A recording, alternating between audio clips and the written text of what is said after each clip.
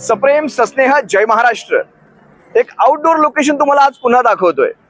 मागे जो प्रोजेक्ट चालू आहे गेल्या 2-3 दिवसांपासून आपण या प्रोजेक्ट विषयी ऐकताय। 14,000 कोटी मेगा इंजिनिअरिंग इंडिया लिमिटेड आणि 11,000 कोटी एल&टी सारख्या कंपनीला हे काम जमत नाही असं ऐकलंय मी। या कामामध्ये अशी कुठली जाडजाड दगड होती जी एल&टीला फोडता येत नाही मला माहिती नाही। आता एल&टीला हे काम जमत नसेल, टेक्निकल कारणांनुसार एल&टीचं काम जर रद्द केलं जात असेल, टेंडर रद्द केलं जात असेल आणि 14,000 कोटी म्हणजे जवळपास 3,000 कोटी वाढीव रुपये देऊन मेगा इंजिनिअरिंग सारख्या कंपनीचं हे टेंडर पास होत असेल, म्हणजे एल&टीला टेक्निकल कारणं दिली म्हणजे सचिन तेंडुलकरला एखाद्या शेंबड्या पोराने बॅट कशी पकडायची हे शिकवण्यासारखं झालं असं नाही का वाटत तुम्हाला? एल&टी सारखी कंपनी टेक्निकल गोष्टींमध्ये मागे असेल हे आजच्या जमान्यात तुम्हाला पटेल का? तर नक्कीच नाही।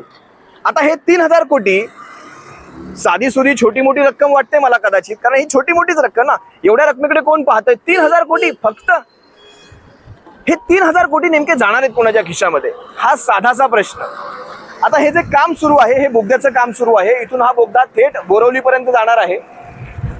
आता हा बोगदा नेमकी कोणती कंपनी बांधेल नाही बांधेल मला माहित नाही। सुप्रीम कोर्टाने याच्यामध्ये स्टे आणलेला आहे। आता मला वाटतं मेगा इंजिनिअरिंग इंडिया लिमिटेड कडे हे काम काढून घेतलं जाईल नाही जाईल पुढचा प्रश्न राहिला।